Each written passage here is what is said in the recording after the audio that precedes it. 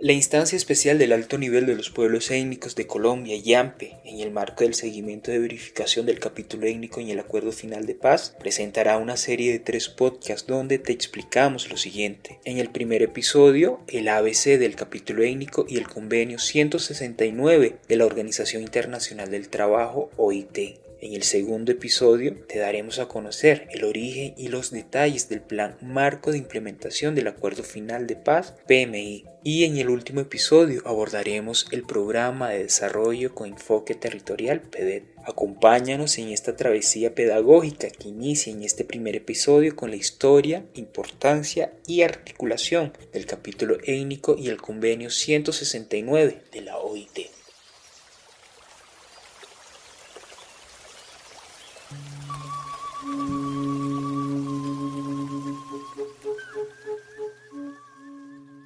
¿Te has preguntado cuál es el origen del capítulo étnico en el Acuerdo Final de Paz? Durante todo el proceso de negociación, las organizaciones de los pueblos étnicos jugaron un rol activo y construyeron sus agendas por la paz y la reconciliación, acompañando los canales que se abrieron desde La Habana para participar. Las organizaciones étnicas siempre respaldaron las negociaciones y sumaron esfuerzos para que se llegara a un cese bilateral y definitivo de hostilidades entre el Estado colombiano y las antiguas FARC-EP. Sin embargo, fue hasta el último momento de las negociaciones que se incorporó el capítulo étnico en el Acuerdo Final de Paz. Ahora bien, la incorporación del capítulo étnico se dio producto de la lucha persistente de los pueblos indígenas y comunidades negras por la reivindicación de sus derechos y la exigencia de paz. Las organizaciones representativas de los pueblos étnicos sumaron esfuerzos y acciones conjuntas, constituyendo una alianza interétnica. Recuerda que esa alianza interétnica originó que el reconocimiento del capítulo étnico integre 4 salvaguardas que son: primero, consulta previa, libre e informada; segundo, la objeción cultural; tercero, el enfoque transversal de género, mujer, familia y generación; y cuarto, que la implementación de los acuerdos no irá en detrimento de los derechos de los pueblos étnicos. Así como los principios y derechos que hacen parte del Convenio 169 de la OIT sobre los derechos de los pueblos indígenas y tribales, la creación del Programa de Desarrollo con Enfoque Territorial, PEDET, los mecanismos especiales de consulta, MEC, las circunscripciones territoriales especiales de paz, CETEP, la participación de comunidades étnicas en el programa de sustitución de cultivos de uso ilícito, PENIS, los programas de seguridad y protección para las comunidades y organizaciones en territorios y en materia de implementación y verificación, la inclusión de la instancia especial de alto nivel de los pueblos étnicos, IAMPE, la cual integra representantes independientes de todo el espectro político de las organizaciones étnicas con el mandato de asesorar a la Comisión de Seguimiento, Impulso y Verificación a la implementación del Acuerdo Final, CECIBI. Ahora, desde las dinámicas de nuestros territorios, te explicamos la importancia de incorporar el capítulo étnico en el Acuerdo Final de Paz. El capítulo étnico tiene como objetivo la transversalización del enfoque étnico en el Acuerdo Final de Paz, adoptando medidas específicas para salvaguardar los derechos de los pueblos étnicos en los 6 puntos del acuerdo. En efecto, este capítulo es parámetro para la interpretación del acuerdo en perspectiva étnico-racial. Debemos resaltar que las organizaciones indígenas, negras, afrodescendientes, raizales y palenqueras continúan desde sus territorios verificando la implementación del Acuerdo Final de Paz en pro de la reparación integral y la reconciliación de Colombia.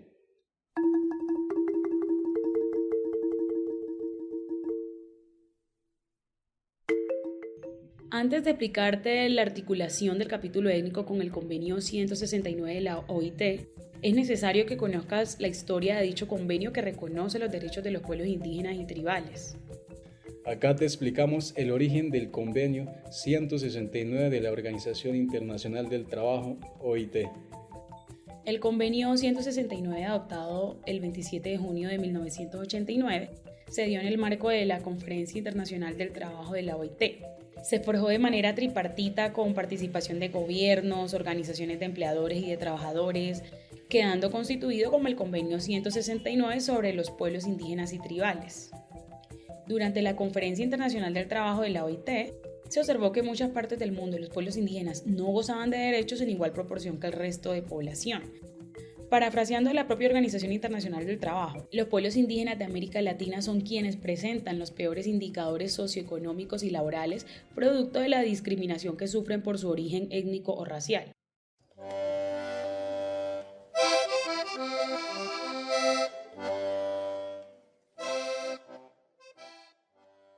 ¿Quieres conocer los aspectos más importantes del Convenio 169 para los pueblos indígenas y tribales?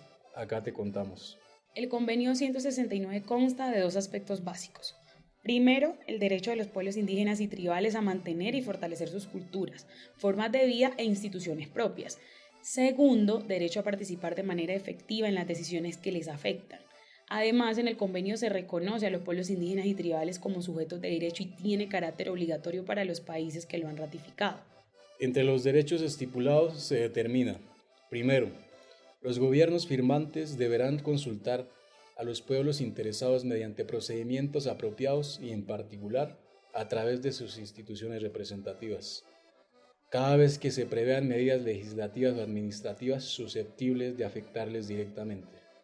Segundo, los pueblos indígenas y tribales tienen derecho a decidir sus propias prioridades en lo que atañe al proceso de desarrollo, en las medidas en que éste afecte a sus vidas, creencias, instituciones, bienestar espiritual, tierras que ocupan y de controlar su desarrollo económico, social y cultural.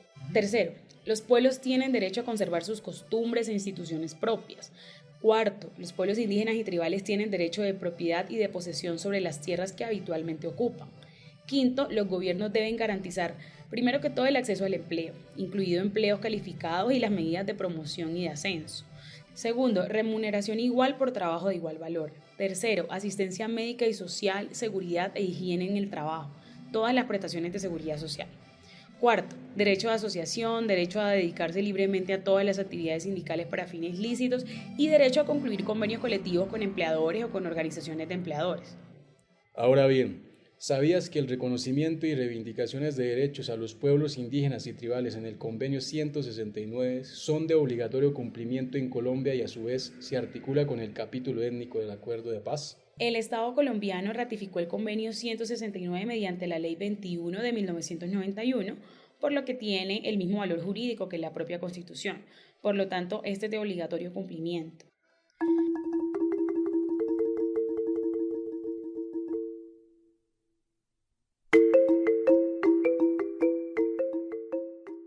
No olvides que el capítulo étnico tiene su sustento por la lucha y persistencia de las organizaciones étnicas. También tiene su articulación jurídica no solo con la Constitución de Colombia, sino con los convenios y tratados internacionales que el Estado ha ratificado. En el caso del Convenio 169 de la OIT, su articulación se da porque entre sus salvaguardas garantiza el derecho a la consulta previa, libre e informada, respetando estándares constitucionales e internacionales. Gracias por acompañarnos en este primer episodio. En nuestro segundo podcast te explicaremos el origen y los detalles del Plan Marco de Implementación del Acuerdo Final de Paz, PMI. Este producto fue realizado con el apoyo del Fondo Multidonante de las Naciones Unidas para la Paz en Colombia. Las opiniones y planteamientos expresados no reflejan ni comprometen la posición del fondo.